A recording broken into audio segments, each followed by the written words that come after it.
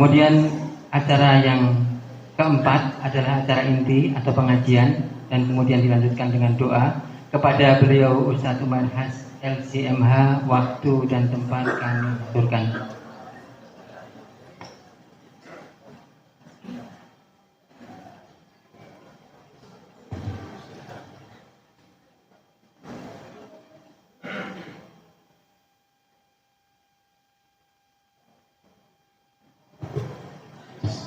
Bismillahirrahmanirrahim. Assalamualaikum warahmatullahi wabarakatuh.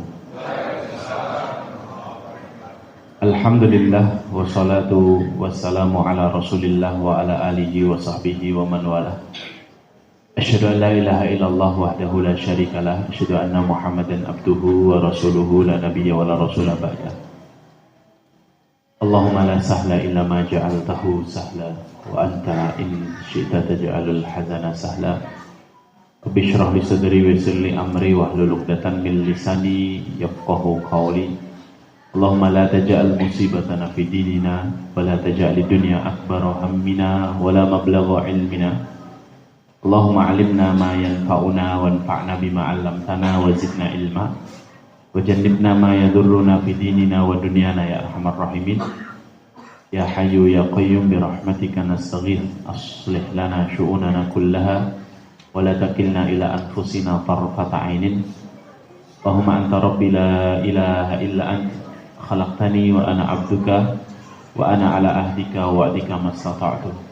A'udzu bika min syarri ma sana'tu, abu'u laka bi ni'matika alayya wa abu'u bi dhanbi faghfirli fa innahu la yaghfiru dhunuba illa anta. Amma ba'du, ma'asyiral muslimin wal muslimat, Bapak Ibu, saudara-saudari salihin salihat yang dimuliakan Allah Ta'ala. Alhamdulillahirabbil alamin. Tiada sikap hati yang pantas kita ungkapkan di sore hari ini melainkan ungkapan syukur kita kepada Allah Subhanahu wa Ta'ala. Allah yang memudahkan langkah kita dapat bermajelis ilmu di masjid yang kita cintai ini. Kita baru mohon kepada Allah, semoga setiap tapak yang kita usahakan menuju tempat ini, setiap langkahnya menghapuskan dosa-dosa kita, mengangkat derajat kita di sisi Allah, dan memudahkan jalan kita menuju surganya. Amin, Allahumma amin.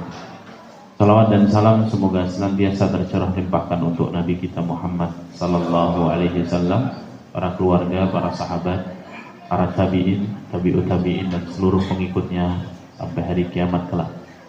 Asyrul hadirin yang dimuliakan Allah, insyaallah beberapa menit ke depan kita akan sedikit membahas tentang ilmu. Tapi saya ingin memulai majelis ilmu kali ini dengan sebuah athar dari seorang sahabat mulia bernama Abdullah ibnu Mas'ud radhiyallahu anhu. Sahabat Abdullah ibnu Mas'ud radhiyallahu anhu pernah berkata, tidak ada penyesalan yang lebih pahit yang pernah aku rasakan dalam hidupku melebihi penyesalan saat matahari terbenam. Tidak ada penyesalan yang lebih pahit dalam hidupku melebihi penyesalan saat atau ketika matahari terbenam. Lalu beliau melanjutkan perkataannya, umurku berkurang tapi amalanku tidak bertambah. Setiap kali matahari terbenam, yang ada di pikirannya sahabat Abdullah ibnu Mas'ud apa? Umurnya berkurang tapi amal tidak bertambah. Lihat hadirin yang dimuliakan Allah, perkataan ini menjelaskan kepada kita bahwa waktu kita terus berkurang, tapi kita khawatir amalan-amalan kita ini begini-begini saja. Sekelas Abdullah ibnu Mas'ud radhiyallahu anhu, sahabat mulia radhiyallahu anhu yang hidup sezaman dengan Nabi sallallahu alaihi wasallam. Tidak hanya hidup sezaman, bahkan sahabat Abdullah bin Mas'ud itu mendapat kemuliaan dari Nabi ketika orang-orang meremehkan betis kakinya sahabat Abdullah bin Mas'ud yang kecil, badannya ceking, Orang-orang meremehkan Abdullah bin Mas'ud, kemudian Rasulullah mengatakan jangan remehkan betisnya, karena sesungguhnya betisnya itu lebih mulia di sisi Allah daripada gunung Uhud sekalipun di surga nanti. Orang sekelas Abdullah bin Mas'ud yang merupakan sahabat Nabi dan dijamin surganya oleh Allah Subhanahu wa taala, dia masih mengkhawatirkan setiap kali matahari terbenam. Karena apa? Umurnya terus berkurang, tapi amalannya tak bertambah. Maka ini sejatinya adalah cambuk untuk kita semuanya, bahwa hari demi hari ini berkurang. Waktu yang Allah berikan dalam hidup kita ini adalah anugerah terbaik yang Allah berikan setelah keimanan. Makanya para ulama itu mensifati waktu, Bapak Ibu. Waktu itu kata para ulama memiliki 4 sifat. Sifat yang pertama, waktu adalah modal paling berharga dalam hidup setelah iman. Orang punya banyak harta, tapi tidak punya waktu, ya tidak bisa nikmati hartanya, Pak. Orang sehat walafiat, tapi dia tidak punya waktu, sibuk hari-hari, tidak ada waktu sama sekali untuk menikmati hidup, ya sama saja. Ada waktu untuk beribadah, untuk memikirkan akhirat, yang diingat hanya dunia, sama saja. Makanya kita ini harus ketahui bahwa waktu ini adalah anugerah yang sangat besar yang Allah berikan. Ini sifat waktu yang pertama. Waktu itu modal paling berharga dalam hidup kita. Kayak pepatah Arab mengatakan apa? Al-waqtu kas-sayfi in lam taqta'hu qata'aka. Waktu itu seperti pedang. Jika kamu tidak bisa menggunakannya untuk memotong, maka kamu yang akan terpotong. Nah, ini anugerah yang sangat besar yang harus kita syukuri. Umur yang Allah berikan, ini harus kita syukuri. Makanya kata Rasulullah, nikmatani maghbunun katsirun minan nas. Ada 2 nikmat yang sering manusia itu terlalai, bahwa ini adalah nikmat dari Allah Subhanahu wa taala, tertipu. Yang pertama adalah nikmat as-sihah, kesehatan. Yang kedua adalah kesempatan, al-faragh, waktu. Ketika ada satu orang bisa mengumpulkan 2 kenikmatan ini dalam hidupnya, maka sempurna hidupnya. Sehat, punya waktu. Punya waktu, tidak sehat sama saja, Pak. Ya, sehat toh, tidak punya waktu, ya sama saja sibuk. Ada waktu buat keluarga, tidak ada waktu buat akhirat, tidak ada waktu untuk beramal soleh. Makanya kata para ulama, sifat waktu yang pertama itu apa? Waktu itu modal paling berharga dalam hidupnya manusia. Yang kedua, waktu itu kalau sudah berlalu dia tidak bisa kembali, Pak. Waktu kalau sudah berlalu tidak bisa kembali. Bahkan kita tidak bisa kembali ke 10 menit yang lalu. Sama sekali tidak bisa. Lorong waktu itu hanya ada di film, Pak. Tidak bisa kita kembali. Bahkan percakapan-percakapan dalam Al-Quran, di beberapa tempat dalam Al-Quran itu Allah Subhanahu wa ta'ala jelas meredaksikan teriakannya para penghuni neraka ketika mereka berteriak wahum yastarihuna fiha, dalam surah Fatir. Wahum yastarihuna fiha, mereka berteriak, para penghuni neraka berteriak.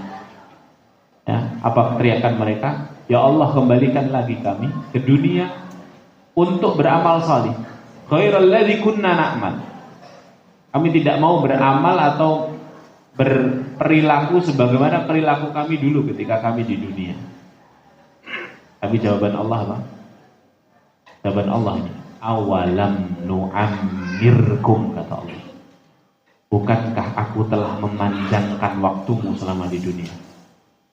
Bukankah aku telah memanjangkan umurmu selama kamu berada di dunia? Jadi yang dibahas oleh Allah pertama itu bukan kamu punya harta dulu, kenapa tidak beramal? Tapi yang dibahas pertama apa? Awalam nu'ammirkum, bukankah kami telah memanjangkan umurmu? Gak dikasih Allah kembali. Itulah jawaban mengapa hari kiamat itu digambarkan Allah di dalam Al-Quran berupa kehancuran. Al-qari'atu mal-qari'ah wa ma adraka mal-qari'ah. Yauma yakunun nasu kal farashil mabthus, manusia berterbangan seperti laron. Wa takunul jibalu kal ihnil manfus, gunung meletus, bumi hancur, berbolak-balik, gempa bumi, gunung meletus. Kondisinya porak-poranda kalau hari kiamat itu. Kenapa? Allah ingin memberikan satu isyarat penting bahwa kalau sudah fase dunia selesai, orang kalau sudah berada di fase akhirat tidak bisa lagi kembali ke dunia karena dunianya sudah hancur lebur, sudah gulung tikar, tidak bisa kembali lagi. Kesempatan hanya sekali, sedangkan waktu ini kalau sudah berlalu tidak bisa kembali lagi. Maka kita manfaatkan betul umur kita ini, Pak. Saya pernah menghitung, kalau seandainya Allah kasih kita umur 60 tahun, Bapak Ibu, jatah umur kita misalnya kita hidup 60 tahun.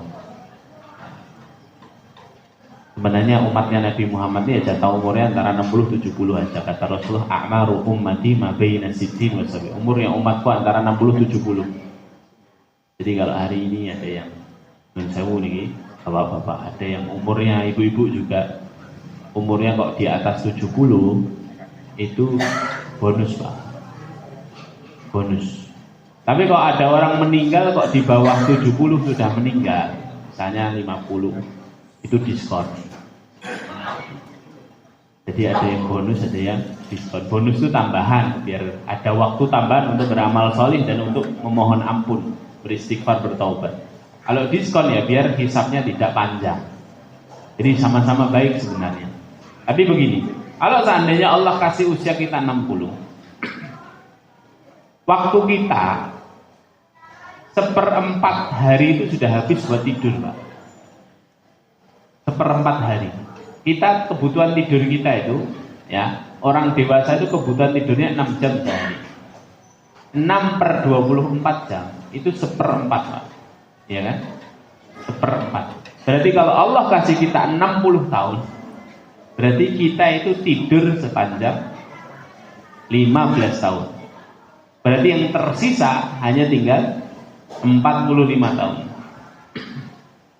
45 tahun aja. Yang tersisa kita melek beraktivitas itu 18 jam. 24 kurangi 6 kan. Dari 18 jam itu mari kita bertanya kepada diri kita masing-masing.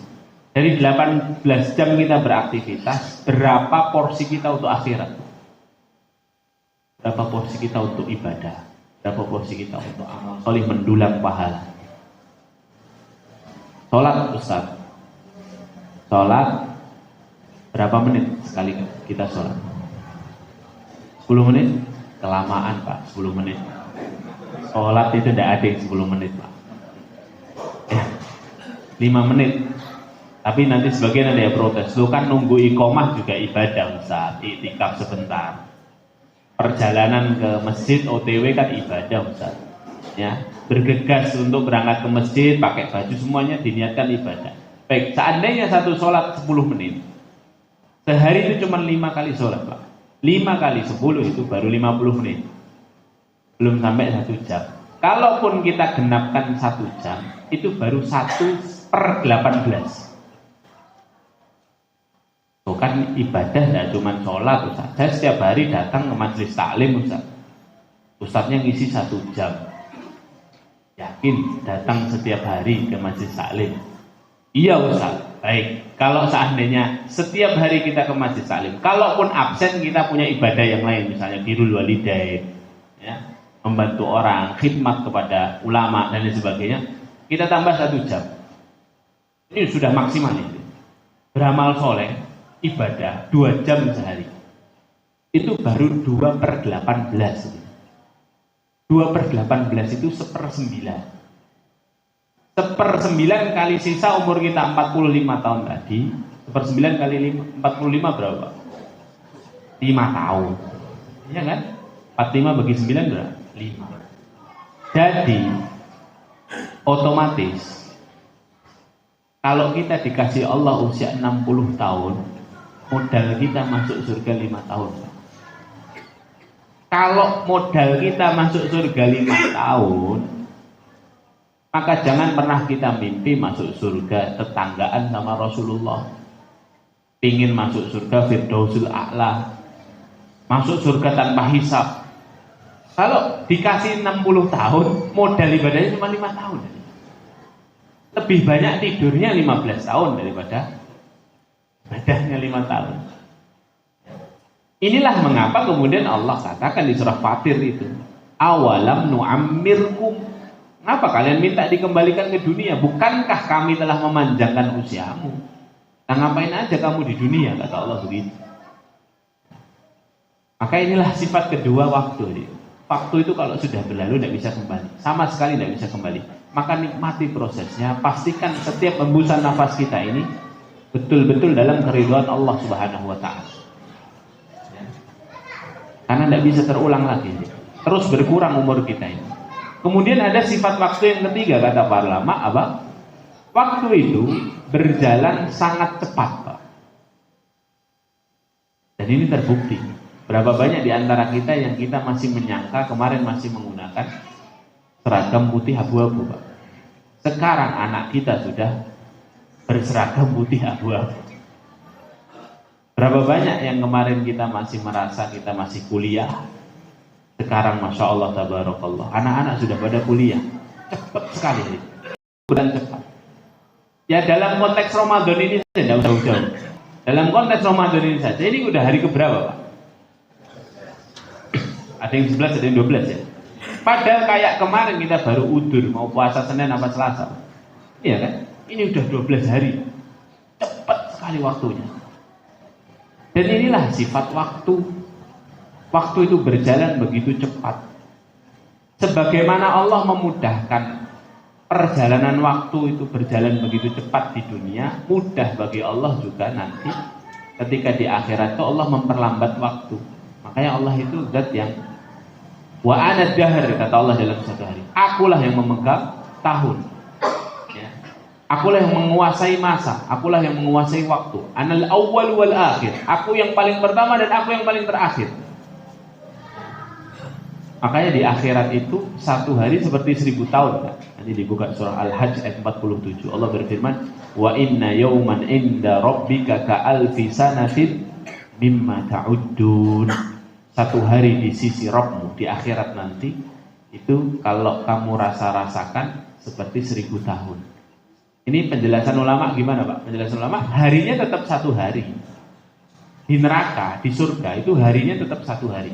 Tapi dari pagi ke siang itu lamanya luar biasa. Waktu itu dilambatkan sama Allah.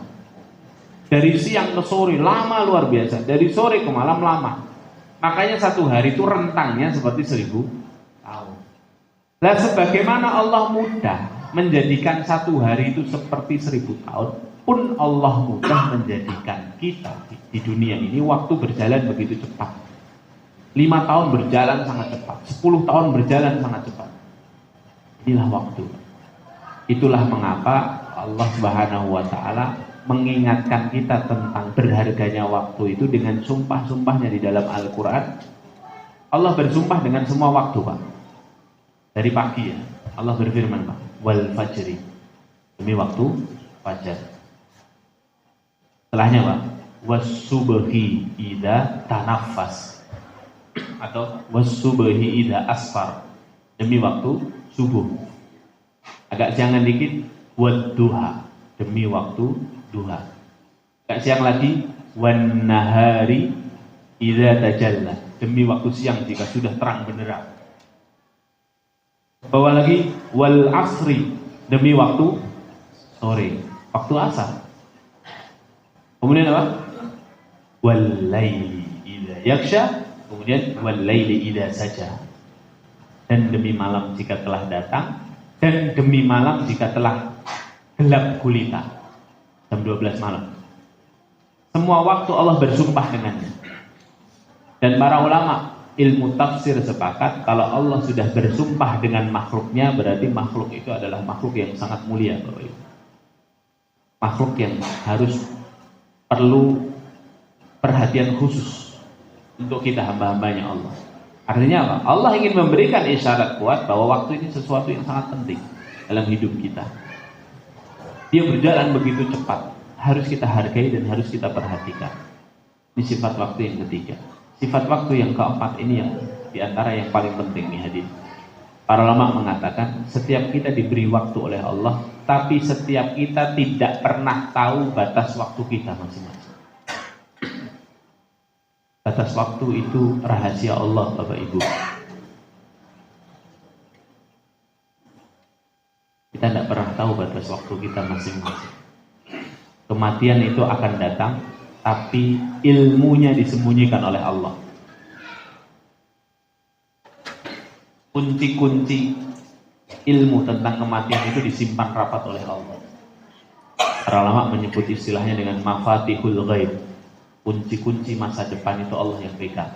Di antara mafatihul ghaib itu Allah sebutkan nanti penjelasannya di surah Luqman ayat terakhir 34. Allah berfirman, a'udzubillahi minasyaitonirrajim, wa ma tadri nafsun madza taksibu ghadan wa ma tadri nafsun bi ayyi ardin tamut. Tidak ada satupun jiwa yang tahu rezekinya besok pagi, dan tidak ada satupun jiwa yang tahu di bumi mana dia meninggal. Allah menyandingkan ilmu rezeki dengan ilmu kematian, Pak, di ayat ini. Sebagaimana kita tidak tahu isi kresek snack buka bersama kita hari ini, kita pun tidak pernah tahu, Pak, kapan kita meninggal. Jenengan kan tidak pernah nyangka kan, buka bersama kali ini snacknya satu kresek gede kayak gitu, Pak. Sama pun kadang kita tidak tahu kita dalam keadaan lapar, tiba-tiba tetangga ngantar pisang goreng. Semuanya rahasia Allah. Rezeki itu rahasia Allah. Ya. Rezeki itu rahasia Allah. Kalau jangan jalan ke Jalan Selamat Riyadi, Kartosuro itu, Pak, ya, habis makam haji ke sana itu, kanan jalan ada orang jualan bebek goreng, jejer-jejer, Pak. Semuanya laku, Pak. Itu rahasia Allah, itu rezeki kayak gitu, Pak. Harusnya kan yang paling laku, yang paling enak, Pak, atau yang paling murah. Enggak, semuanya punya pelanggan. Setelah selidik punya selidik, ternyata tidak semua orang suka bebek goreng yang sambalnya pedas. Ada yang suka kremesnya yang gurih. Ada yang suka bebeknya tidak terlalu penting, yang penting nasinya banyak. ada yang kerupuknya di sini gratis, Ustaz, makanya saya beli di sini. Oh, macam-macam. Allah bagi rezeki seperti itu, rahasianya Allah. Sebagaimana pula kita dulu sekolah apa, fakultasnya apa, sekarang rezekinya apa. Nah, itu ilmu rezeki tadi. Ya kan? Saya punya teman advokat, Pak. Tekun banget belajar hukum sampai disumpah jadi advokat. Tapi advokatnya nggak kepake, Pak. Dia sekarang jualan ban, Pak. Dan laku keras. Masya Allah. Ada yang jualan pasir, padahal kuliahnya kuliah ekonomi. Ya, ada yang macam-macam aja. Allah bagi rezeki secara merata, dan itu rahasia Allah Azza wa Jalla. Lah, sebagaimana Allah menyebut ilmu rezeki, Allah menyebut ilmu kematian, dan dua-duanya kata Allah adalah ilmu yang tidak ada satupun jiwa yang tahu. Ilmu kematian itu ilmu dirahasiakan Allah. Betul-betul dirahasiakan. Tidak ada satupun di dunia ini dokter spesialis yang bisa menentukan bahwa pasiennya ini akan meninggal pada tanggal ini, jam sekian, bulan sekian, tahun sekian. Bisa. Karena Allah sendiri yang bersaksi dalam urusan ini. Wa ma tadri nafsun bi ayyi ardin tamut. Tidak ada satupun jiwa yang tahu di bumi mana dia meninggal. Kapan dan di mananya disembunyikan sama Allah Subhanahu wa ta'ala. Meninggal itu, Pak, syaratnya tidak sakit, Pak. Meninggal juga syaratnya tidak tua. Berapa banyak orang yang lebih sehat daripada kita, hidupnya lebih pendek daripada kita. Berapa banyak orang yang lebih muda daripada kita, meninggal lebih dulu daripada kita. Jadi tidak pakai rumus meninggal itu. Tidak ada ilmunya, Pak. Di kitab-kitab ulama itu serahkan kepada Allah. Itu ranahnya ranah takdir, bukan ranah ikhtiar. Memang Nabi SAW memberikan beberapa tanda orang itu hampir meninggal, Pak. Di dalam Al-Quran juga disebutkan di surah Maryam itu, doanya Nabi Zakaria itu, Rabbi inni wahanal azmu minni washta'ala ar-ra'su syaiba. Ya. Jadi orang kalau meninggal itu, mau meninggal itu ciri-cirinya 3, Pak. 1, rambutnya beruban, Pak. Ini saya nggak nyindir ya, saya sendiri sudah berubah Pak. Ya. Sampai istri saya bingung Pak, loh, wis berubah nih, wis berarti sedelok kas, saya bilang gitu. Ya. Yang kedua, ya, tulang sudah mulai lemah. Robbi inni wahanal azmu minni, gitu kan? Ya Allah, tulangku sudah melemah, kata Nabi Zakaria ketika memohon kepada Allah. Dia sudah yang mulai goyokan, sujud terus mulai angel, jalan sudah tidak secepat dahulu. Lah ini tanda-tanda kematian ini Pak. Ya, sing guyang-guyu dari tadi ini kita sing cepat, nggak berani saya Pak kalau ngomong sing cepat. Kemudian yang ketiga Pak, kulit sudah mulai keriput Pak. Sudah. Pokoknya kalau ada tiga ini bakat mati. Tapi para ulama memberikan penjelasan, tiga ciri ini bukan batas seseorang berarti langsung sebentar lagi mati. Belum tentu. Karena ada hadis lain yang juga dijelaskan oleh Nabi SAW. Nabi SAW bersabda apa? Kullu bani Adam wa ala janbihi tis'atun wa tis'una manaya. Setiap manusia itu dikelilingi 99 sebab kematian, kata Rasul. Satu persatu akan mengenainya. Salah satunya akan membuat dia meninggal. Satu persatu. Jadi kita ini hidup Pak, lahir dikelilingi 99 sebab. Satu persatu akan mengenai kita. Salah satunya membuat kita meninggal, dan kita tidak pernah tahu di sebab kematian yang mana, yang keberapa kita akan meninggal. Contohnya begini Pak, ada anak baru lahir, tenger baru lahir dari perut ibunya, digendong sama ibunya hari pertama, ditaruh di kasur, ibunya lengah sedikit, anaknya jatuh, meninggal. Ini berarti si anak ini rezekinya dia meninggal pada sebab kematian pertama. Begitu penjelasan para ulama. Tapi ada orang itu yang bola-balik kecelakaan ya, nyawanya double-double Pak, ada kan? Ampuh pokoknya, ya. Dia ketabrak, mari, ya. Besok sakit puskesmas, mari meneh. Itu berarti apa? Sebab kematian itu mengenai dia, tapi tidak membuat dia meninggal. Lah kita tidak tahu, kita meninggal di sebab kelima, 10, 12, 50, 70, 80 kita tidak tahu.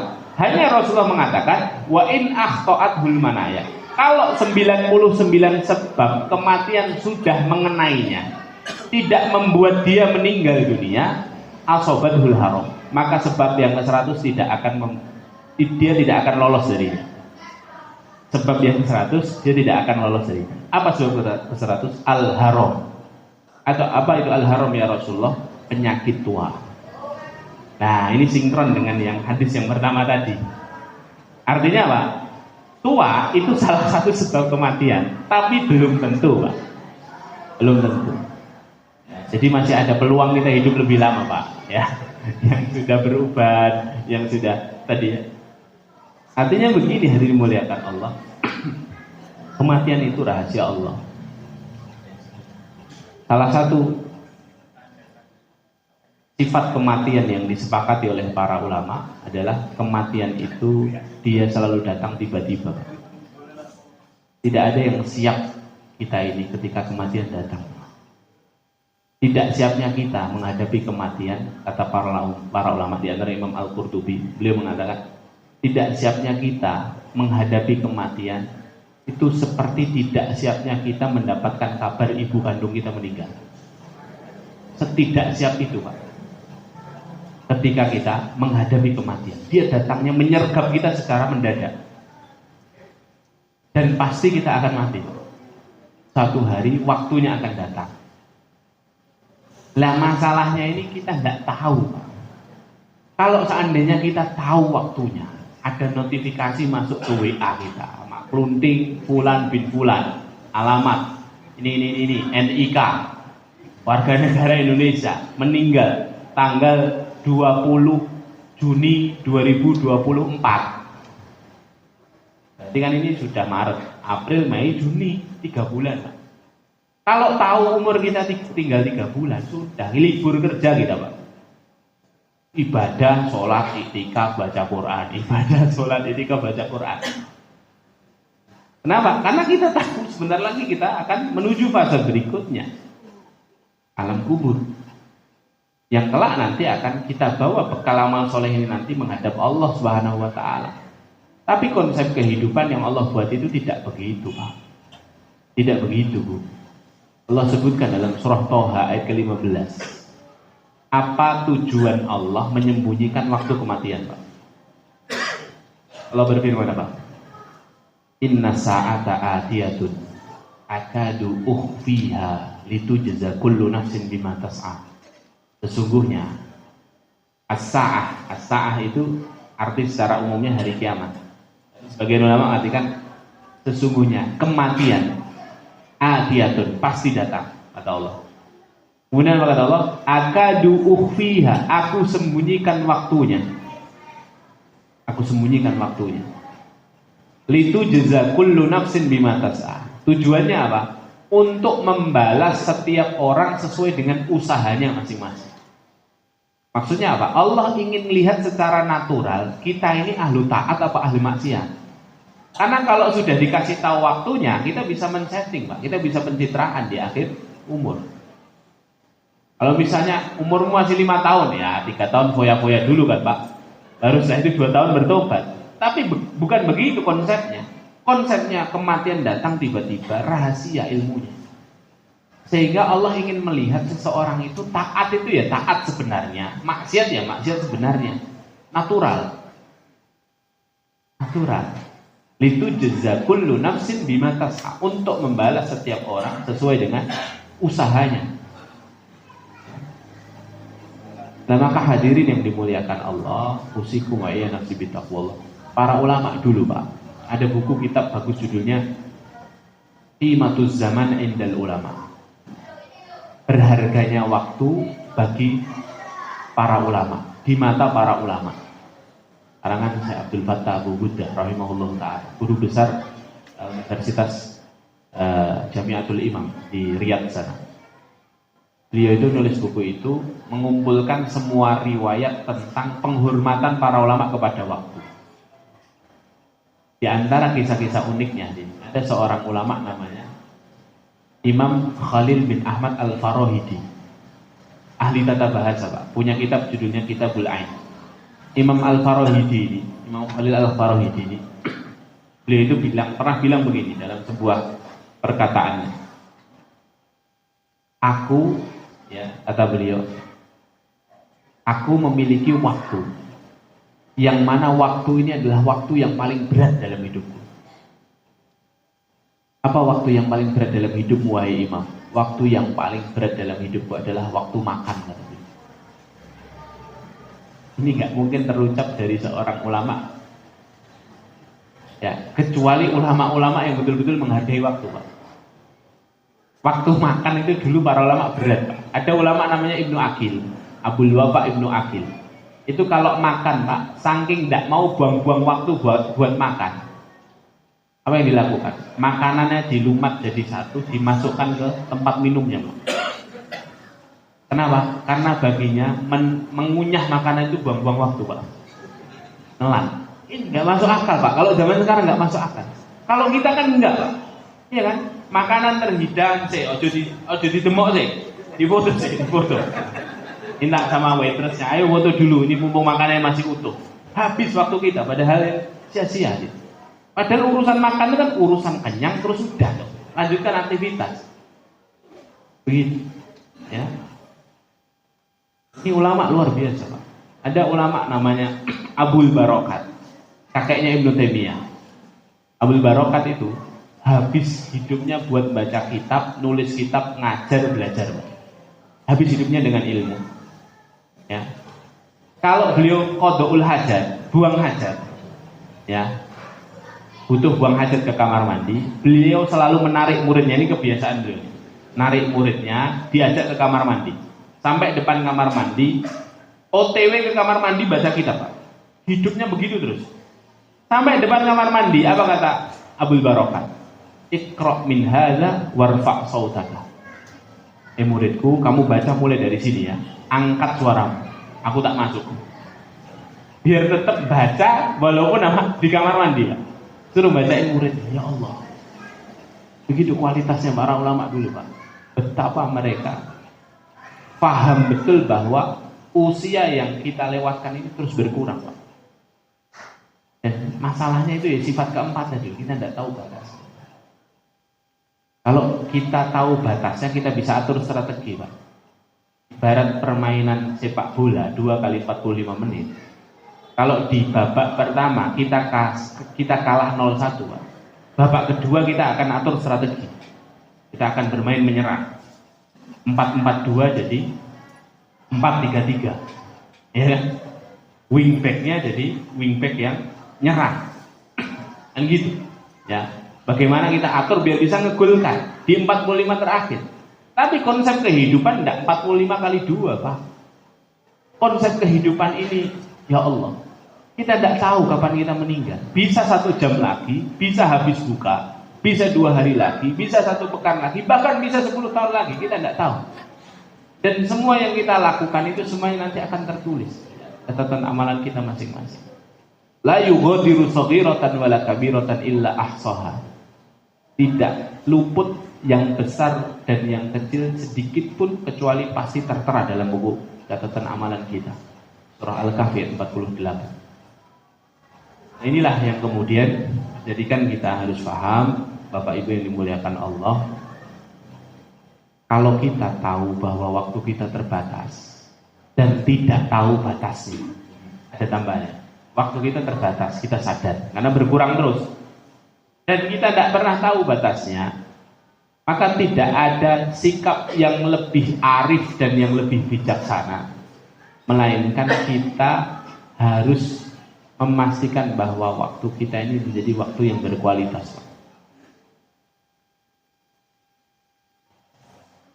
Bapak Ibu yang dimuliakan Allah, saya sudah berusaha mengumpulkan beberapa maklumat dari para ulama tentang berharganya waktu ini. Jadi para ulama merekomendasikan kepada kita ada beberapa amalan, yang mana amalan ini selalu dikaitkan para ulama dengan waktu yang terbatas. Kalau amalan ini dikerjakan, insya Allah akan merubah waktu kita jadi waktu yang berkualitas dan akan memperberat amalan solih kita nanti di timbangan akhirat di waktu yang terbatas ini. Mungkin ada lebih sekitar 60 kitab saya baca. Saya menyimpulkan ada amalan-amalan yang sering diulang oleh para ulama. Amalan ini saya poinkan jadi 6 amalan, Pak. 6 amalan ini amalan yang paling sering direkomendasikan oleh para ulama untuk kita amalkan di waktu yang terbatas ini. Ya, seperti sekarang nih, waktu terbatas. Waktu tinggal terbatas, cepat sekali nih, padahal wah ngisi sak jam ini. Ya. Cuman ya inilah waktu, ya. Nah, 6 amalan ini apa saja ini yang akan kita sampaikan pada kesempatan kali ini. Semoga bisa jadi oleh-oleh Bapak Ibu semuanya. Selain berbuka puasa, kita dapat oleh-oleh amalan dari para ulama. Kalau Al-Fakir ini hanya menyambung lidah para ulama saja, menyampaikan apa yang disampaikan oleh para ulama. Nah, nanti bareng-bareng baru kita amalkan. 6 ini apa saja? Yang pertama, menata niat, Pak. Amalan pertama, menata niat. Semua aktivitas kita di sisa umur kita ini harus kita tata niatnya, Pak. Karena niat itu menentukan nilai. Sama-sama duduk-duduk di masjid, yang satu duduk-duduk nunggu teman, tidak datang-datang, yang satu duduk niatnya i'tikaf lillahi ta'ala. Mana yang lebih besar pahalanya, Pak? I'tikaf. Sama-sama duduk di masjid dohirnya, tapi yang satu menata niat. Sama-sama mandi, yang satu mandi dalam rangka bersih-bersih diri agar wangi badannya. Yang satu mandi niatnya mengangkat hadas besar, mandi janabah. Mana yang berhasil mengangkat mandi janabah hadas besar? Yang kedua, yang satu tidak berhasil, Pak. Yang satu belum sah mandinya kalau tidak diniatkan. Niat mandi janabah itu rukun mandi janabah, gitu ya. Jadi niat itu menentukan nilai. Maka semua aktivitas kita ini harus kita tata niatnya biar nilainya besar di mata Allah. Seminimal-minimal niat itu niat meninggalkan kemaksiatan, Pak. Terutama pada amalan-amalan mubah, ya. Kita yang punya hobi mancing. Orang ngira hobi mancing itu nggak produktif, kan, Pak. Tapi kalau hobi apa boleh buat? Wong hobi, Pak. Hobi itu kesenangan, menghilangkan stres, kan. Ya. Kalau memang mancing itu adalah hobi kita, maka minimal ketika mancing itu tatalah niat, ya Allah saya mancing litarkil maksiat ya Allah.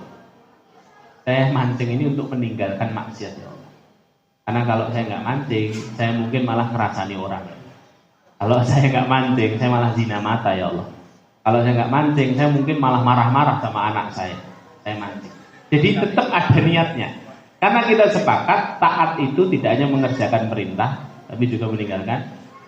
Jadi tetap dalam ketaatan dinilai pahala terus. Imam Ghazali dalam kitab Bidayah saya mengatakan, kalau kau mengenakan pakaianmu, jangan lupa tata niatmu. Jadi saya ingin tanya, tadi kita nata niat nggak dipakai baju Pak? Niatnya gampang Pak. Nawaitu lisatril aurat. Aku niat pakai baju untuk menutup aurat. Menutup aurat kewajiban bukan? Wajiban. Maka ketika kita pakai baju ini, niatnya menutup aurat, sejak pakaian ini menempel di tubuh kita sampai kita melepasnya, jadi pahala terus mengalir. Ini penting yang menata niat satu. Yang kedua, iya. Ini 49 bener Pak. Bener ya? 10 menit berarti ya. Yang kedua, jangan biarkan lisan kita kering dari berzikir kepada Allah. Basahi lisan kita dengan zikrullah. Zikir ini amalan yang paling ringan dan paling besar pahalanya Pak. Di mana saja bisa kita lakukan, kondisi apa saja bisa kita lakukan. Zikrullah. Di jalan-jalan, saat kita duduk, saat kita berdiri, di lampu merah, zikir Pak. Zikir ini dahsyat pahalanya. Apa kata Rasulullah? Ada dua kalimat yang dia ringan di lisan, berat di timbangan, dicintai oleh Ar-Rahman. Subhanallah wa bihamdi subhanallahil adzim. Berat di timbangan. Cuman dua kalimat singkat itu, berat di timbangan. Lalu bagaimana kalau la ilaha illallah yang lebih panjang? Alhamdulillah, la haula wala quwata illa billah, Allahumma sholli ala Muhammad, astaghfirullah wa atubu ilaih. Lebih panjang Pak. Berat. Inilah jawaban kata para ulama, mengapa lisan kita ini dijadikan Allah anggota tubuh yang paling ringan dan paling lunak, agar kita mudah berzikir kepada Allah. Zikrullah. Dan dengan zikir ini kita akan bisa memperbanyak saksi Pak. Kata Ibnu Qayyim apa? Di jalan-jalan, di gunung-gunung, di hutan-hutan, di lembah-lembah, tetaplah berzikir kepada Allah, karena mereka semua nanti akan bersaksi di hadapan Allah bahwa kita ini adalah ahlu ta'ah. Makanya kita ini hidup harus memperbanyak jejak digital Pak. Makanya Rasulullah itu para sahabat itu ngajari kalau sholat Pak, sholat wajib, misalnya kita dapat soft di sini, sholat sunnahnya geser Pak. Biar apa? Memperbanyak saksi tempat sujud kita nanti yang akan bersaksi di hadapan Allah. Dan itu ternyata kata Syekh Mustafa Al-Bugho, Rasulullah pun melakukan itu. Buktinya apa? Rasulullah kalau sholat sunnah selalu di rumah. Salah satu tujuannya apa? Satu, mengajari umatnya agar menjaga diri dari riya. Yang kedua, memperbanyak saksi. Insyaallah. Dua ya, zikrullah. Yang ketiga, mencari amalan andalan. Apa itu amalan andalan Ustaz? Amalan yang paling mudah kita lakukan karena sesuai dengan potensi kita masing-masing. Setiap kita ini kan dibagi Allah potensi sendiri-sendiri Bapak Ibu. Anda yang orang kaya ya, berarti amalannya sedekah. Orang kaya, duitnya turah-turah ya sedekah jelas ya. Anda yang ahlul ilmi ya, amalannya mengajarkan ilmu. Anda yang berpengalaman dalam dunia tertentu, berarti amalannya itu. Anda yang dokter, berarti amalannya medis. Anda yang tidak bisa tidur di malam hari, amalannya tahajud Pak. Jarang tidur di malam hari, tidurnya biasanya pagi Ustaz saya. Ada orang begitu kan? Berarti amalannya tahajud, nggak ada yang lain loh. Ya, amalan potensinya tahajud. Ya. Anda yang nggak gampang lapar, puasa. Ya, kalau yang semego itu nggak cocok puasa Pak amalnya. Karena nggak bisa hidup kalau tanpa sego gitu ya. Ya, begitu. Jadi kita ini dibagi potensi amalnya sama Allah sendiri-sendiri. Maka carilah amalan andalan itu, karena amalan andalan itu amalan yang paling mudah kita lakukan Pak. Ya, cari amalan andalan itu. Karena banyak orang-orang soleh sebelum kita masuk surga karena amalan andalannya Pak. Bilal bin Rabah itu terompahnya sudah kedengaran di surga gara-gara apa? Gara-gara membiasakan sholat 2 rakaat setelah wudhu kan. Dia punya amalan andalan. Ini kata ulama 3 amalan andalan. Yang keempat, amal jariyah. Amal jariyah, alirkan amal jariyah. Mumpung kita ini di usia-usia yang masih produktif Pak, incar amalan-amalan jariyah. Amalan yang pahalanya akan terus-menerus mengalir walaupun kita sudah terbujur kaku di alam barzah. Amalan yang memaksa malaikat raqib atid tetap membuka catatan amalannya walaupun kitanya sudah meninggal. Karena masih sibuk nulis nih. Kebaikannya masih ngalir. Cari itu amalan-amalan yang sifatnya abadi. Makanya Rasulullah mengatakan apa? Ayu sedaqatin afdal ya Rasulullah. Sedekah yang paling afdal apa ya Rasulullah? Kata Rasulullah, saqyul ma, mengalirkan air. Buat sumur, mengalirkan air, pipanisasi itu amalan yang paling afdal. Walaupun sebagian ulama mengatakan yang dimaksud Rasulullah ini bukan hanya air secara zahir. Semua amalan yang bisa mengalirkan terus kebaikannya seperti air itu amalan jariyah. Cari amalan ini. Di antara yang saya rekomendasikan kaderisasi ulama Pak. Tadi sudah disinggung sama Ustaz Zainal. Kita bersedih hati banyak sekali doktor, profesor, asatidzah yang meninggal ketika pandemi. Harus ada yang menggantikan. Anak Islam ini harus tetap ditegakkan izahnya. Nah ini bentuknya Pak, kaderisasi ulama. Masjid Taqwa Sumber ini harus bisa menghasilkan satu ulama Pak. Kader dari jamaah ini mana yang bibit unggul, yang kira-kira bakat jadi ulama, sekolahkan, berangkatkan ke Timur Tengah, begitu hari. Itu ilmu yang disampaikan, satu huruf, satu ayat, semuanya ngalir terus kepada orang yang membiayainya Pak. Iya kan? Jadi amal jariyah. Yang diajari kan tidak mungkin berhenti sampai sini. Dia mesti ngajarkan ke anaknya. Anaknya punya cucu, cucunya punya cicit, sampai akhir zaman. Ya. Jadi pahala jariyah. 4. Yang kelima, mendawamkan taubat atau mengulang-ulang taubat. Kenapa ini jadi amalan yang direkomendasikan ulama? Ini Pak, kalau kita hanya fokus sama amal soleh, amalan soleh kita banyak, tapi kita tidak pernah fokus sama dosa. Kita khawatir dosa kita lebih banyak daripada amalan soleh. Maka cara kita meredam dosa ini dengan bertaubat, agar Allah luruhkan, hapuskan, gugurkan dosa-dosa kita. Jangan menunda-nunda taubat, karena menunda-nunda taubat itu panah beracun setan yang paling berbahaya. Setan itu panah beracunnya bukan mengajak orang berzina. Panah paling beracunnya bukan mengajak orang membunuh saudaranya, bukan mengajak orang memakan harta riba. Itu panah beracun setan. Tapi kata Ibnu Jauzi, panah beracunnya setan yang paling berbahaya itu panah taswif. Saufa, nanti dulu tobatnya, nanti dulu. Lo kemarin kan kamu habis tobat, tunggu dulu agak banyak biar tobatmu nasuha. Akhirnya ditunda. Cerita singkatnya dia tidur di malam hari, pagi harinya dia tidak bangun lagi, meninggal sebelum bertobat. Ini, jadi jangan bosan bertobat. Buat setan kecewa dengan kita mengulang-ulang tobat kita. Kalau besok maksiat lagi, Ustaz, tobat lagi. Ya. Tobat lagi. Yang penting tidak ada keinginan kita untuk mengulang maksiat. Tapi kalau namanya manusia, kadang-kadang hilaf kan, tobat lagi, maksiat lagi, tobat lagi, begitu. Kemudian yang terakhir, usikum wa iya ya nafsi bittaqwallah, pas ini ya. Terakhir Bapak Ibu, yang terakhir itu kata para ulama, ya, jangan jauh-jauh dari ilmu Pak. Hidup cuman sekali, mari kita muliakan ilmu, kita muliakan majelis ilmu, dan kita muliakan ulama. Kenapa Ustaz? Karena surga itu syaratnya ilmu Pak. Kita sama sekali wallahi tidak bisa masuk surga kalau kita tidak tahu ilmunya, kalau kita tidak tahu jalannya. Ilmu itu yang berhasil menjadikan kita paham mana yang halal, mana yang haram, mana yang boleh, mana yang tidak boleh. Kalau kita tidak dekat sama ilmu, semuanya kita tabrak diri. Yang syubhat kita senggol, yang haram kita senggol. Gimana mau masuk surga? Ya, harus dekat sama ilmu. Harus punya keluarga muslim, harus punya waktu untuk datang ke majelis ilmu secara rutin. Minimal sepekan sekali. Minimal itu sudah lopet itu sepekan sekali. HP loh Pak, sehari 2 kali dicas. Ini iman ini kalau sepekan sekali ini kan, ya daripada enggak lah. Ya, tetap harus dicas, gitu ya. Nah ini hadirin 6 amalan yang mari kita jaga, di batas usia kita masing-masing ini. Semoga Allah Subhanahu wa taala mudahkan kita semuanya dalam keistiqomahan sampai akhir hidup yang husnul khatimah. Sebelum kita berbuka, mari kita berdoa sejenak sambil menunggu 2 menit lagi insyaallah waktu berbuka tiba. A'udzubillahi minasyaitonirrajim. Bismillahirrahmanirrahim. Alhamdulillahirabbil alamin.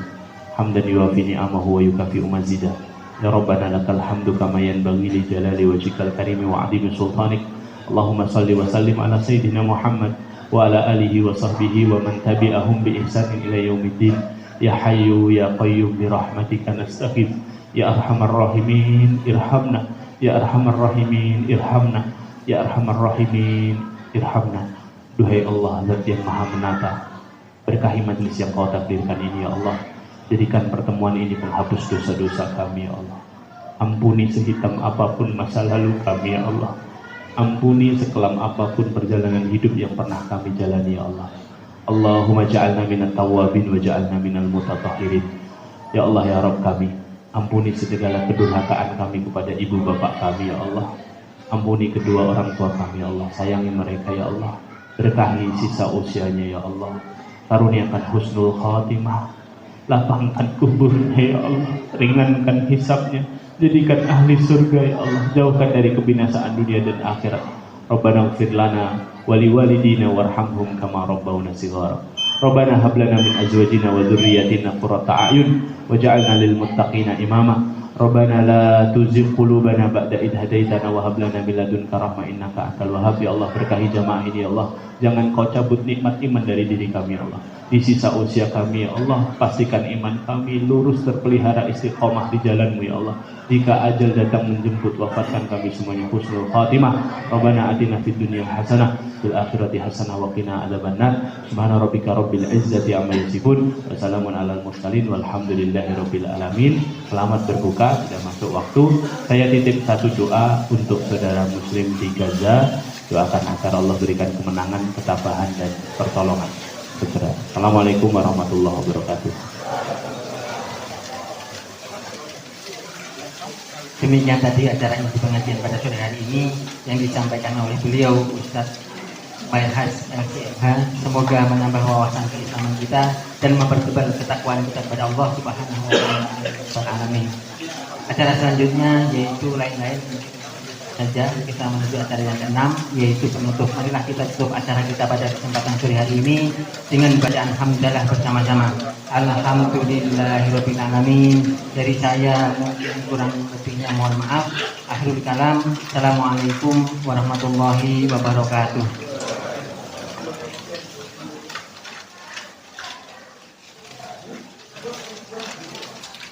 Oh